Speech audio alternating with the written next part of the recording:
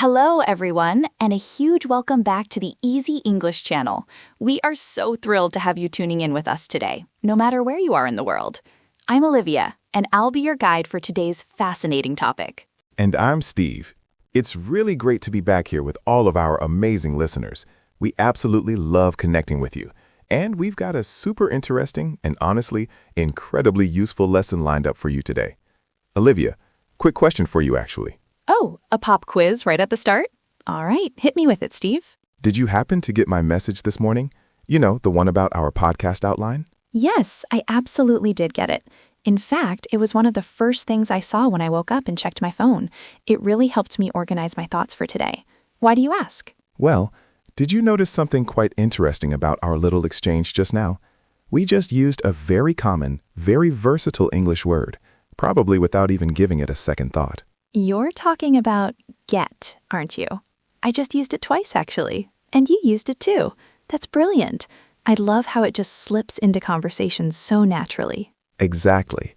That word is get, and it's one of those power words in English. We really do use it constantly in so many different situations. You know, like get a message, get home, get tired, get better. It's practically everywhere. It's true. It's so ingrained in our everyday speech that we often don't even notice its presence. But today, we are shining a big spotlight on this small but mighty word. Just 3 letters, G-E-T. And even though it's small, it carries a lot of weight and is incredibly important for sounding natural in English. That's right. And don't you worry, listeners. We're going to take this slowly, break it down with simple examples, and help you understand get step by step so you can start using it with confidence today. Because really, English speakers use this word every single day, multiple times a day. So to start at a very basic level, get actually has 3 main meanings that are really foundational. Steve, can you quickly outline those for us? Absolutely, Olivia. When you boil it down, get can broadly mean receive, have, or become. And once you understand these 3 core concepts, a lot of its other uses will start to make more sense. Perfect. Let's tackle the first one. Get meaning receive. How does that typically show up in our conversations? So when get means receive, it's all about something coming to you. Like your message this morning, Olivia. You could say, I get a lot of messages every day. Or, as we did earlier, I got an email from my friend. In everyday conversation, we almost always opt for get instead of receive. Receive just sounds a bit more formal, a little stiff, you know? Get feels more natural, more friendly, and just easier to say. I completely agree. It instantly makes your speech sound more authentic. Okay, so moving on to our second main meaning, get meaning have. How does that play out? This meaning is super common, especially when we're talking about changes in our lives or circumstances. For instance, you might say, I get more free time this year because my schedule changed. Or if you're starting fresh, you could say, I get a fresh start on this project.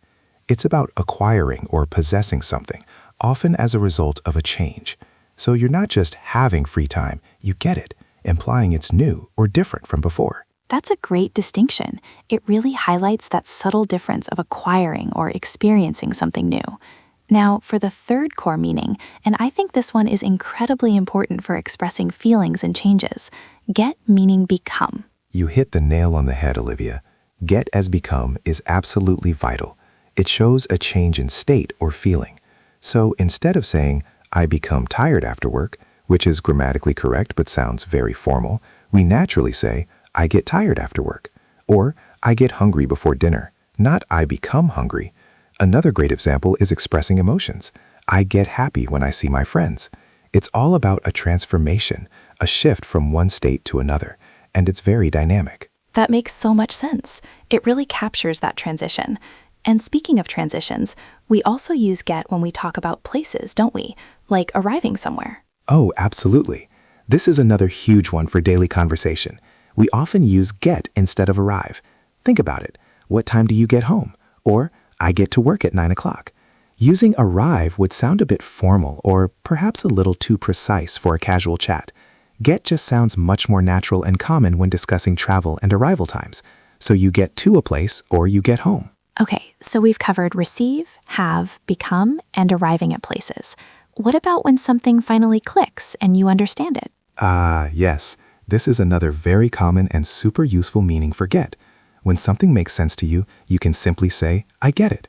It's such a concise and natural way to express understanding. And equally, if you're checking if someone else has grasped a concept, you can ask, do you get it? It sounds relaxed, friendly, and completely natural in everyday conversation. Much better than, do you comprehend or do you understand in casual settings. That's fantastic. So I get it is definitely one to remember. Beyond these core meanings, get is also a star player in a ton of common phrases, isn't it? It really is. Get is like a chameleon, blending into so many idiomatic expressions and phrasal verbs that are essential for natural English. Let's run through a few of the most common ones. For instance, get up means to wake up and leave your bed. I get up at 7 a.m. every day.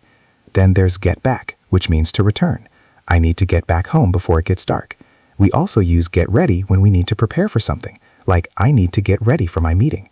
And when things are improving, we say get better, as in, I hope you get better soon if you're feeling unwell. And finally, get along, meaning to have a good relationship with someone. Do you get along with your new colleagues?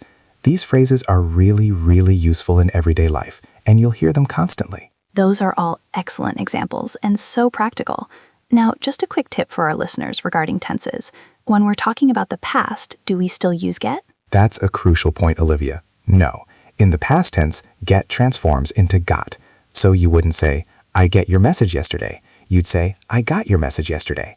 It's a very common irregular verb, so definitely remember to use got when referring to past actions or states with get. Got it. No pun intended, of course. And one final thought. While get is amazing for conversation, are there situations where it might be better to choose a more specific word? Absolutely. That's a very astute observation. While get is fantastic for everyday, natural conversation, it can be a bit informal. So in very formal writing, like academic papers or official reports, you may want to opt for more precise and formal synonyms. For instance, instead of I got the data, you might write I obtained the data. Or instead of the situation got worse, you'd use the situation deteriorated. It's about choosing the right tool for the right job, you know? That's a really helpful distinction for our listeners to keep in mind. So we've broken down get into its core meanings, receive, have, become, and explored its use for places, understanding, and common phrases. But what's the most important takeaway you want our listeners to remember, Steve? The most important thing, hands down, is practice. Don't just listen and understand. Actively try to use get in real conversations. Start incorporating it into your daily English. Don't worry about making mistakes. That's part of the learning process. Little by little, using get will become second nature, and you'll sound so much more natural and fluent. Excellent advice. And that brings us to the end of another enlightening episode of Easy English Channel. We really hope this deep dive into the word get helps you feel more confident in your English conversations. Keep practicing, keep learning, and remember, you'll get better every single day. Thanks so much for listening, everyone. See you next time.